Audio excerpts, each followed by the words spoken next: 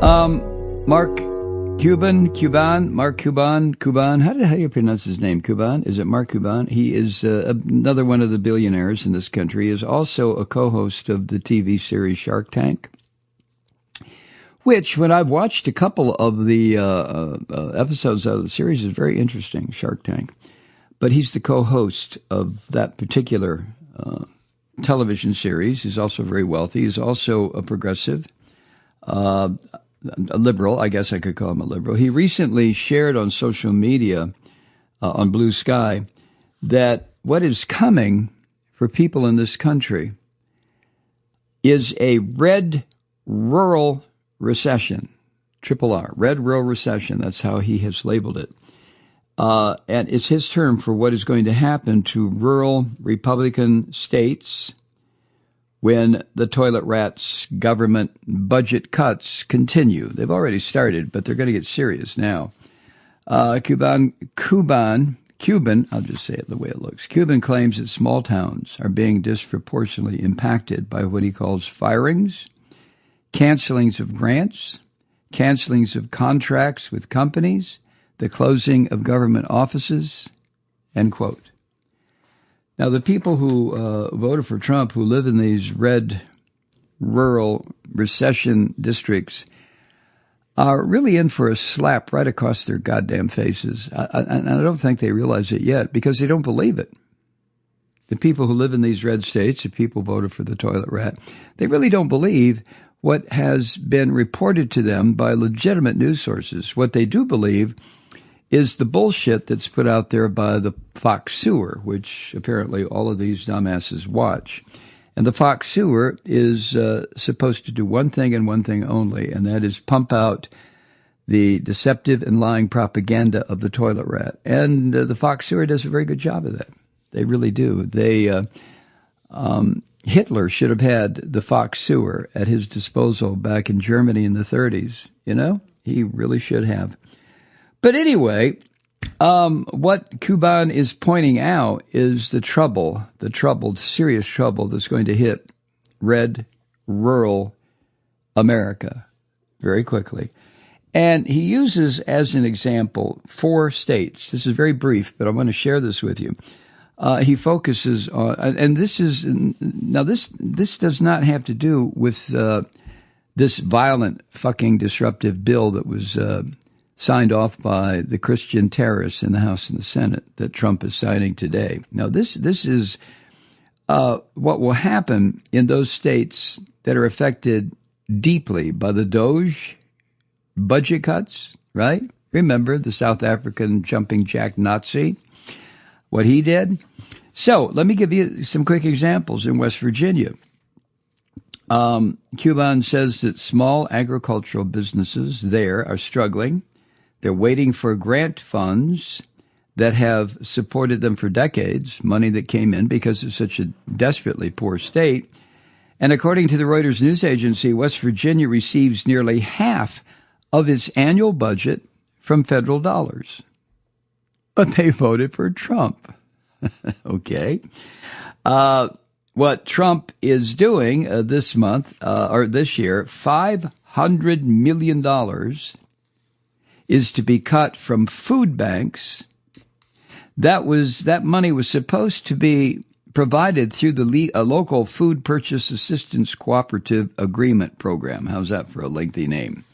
So $500 million that was to go for food assistance will not go.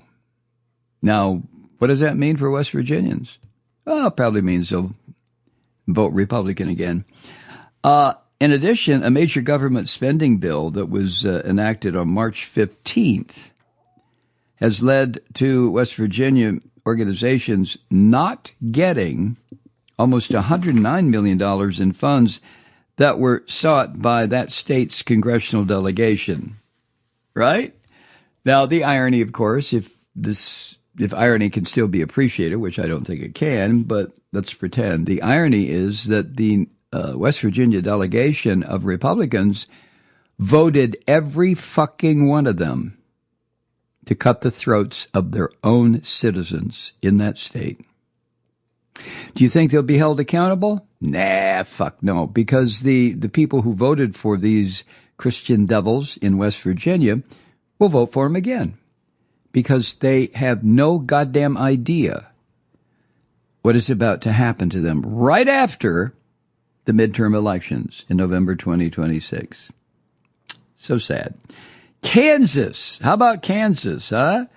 Just like Dorothy said, we're not in Kansas anymore, Toto. Well, Kansas was one of the hardest hit states for agriculture during the toilet rats trade war during his first administration. Remember that?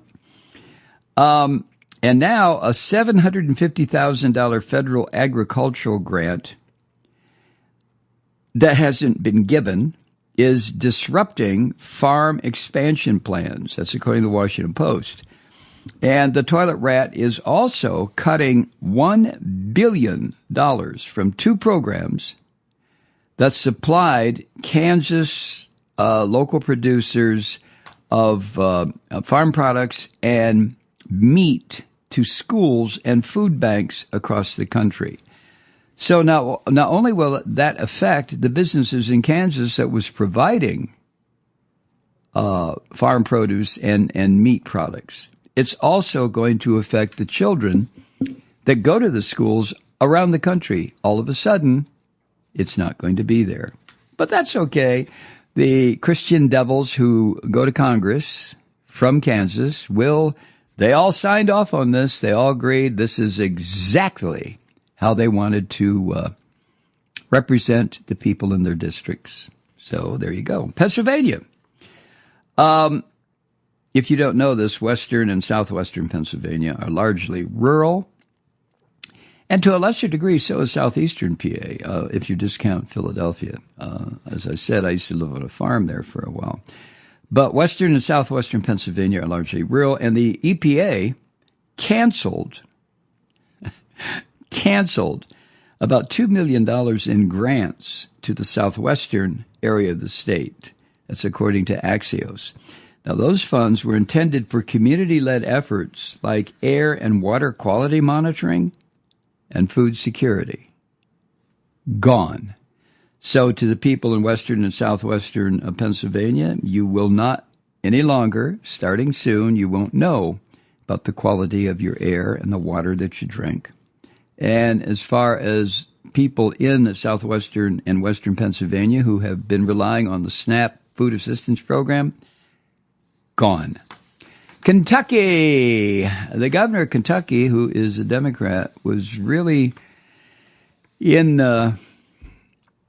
on the various rational networks and news organizations over the past few days talking about what's going to happen in his state. It didn't matter, though, because every single Christian devil that represents Kentucky, whether in the House or the Senate, well, with the exception of Rand Paul. I take that back. Rand Paul in the Senate voted no, but he only voted no because he didn't think the cuts were deep enough. But with the exception of Rand Paul, every Christian who represents Kentucky in the House or the Senate voted to fuck the residents of Kentucky. Not literally, but figuratively.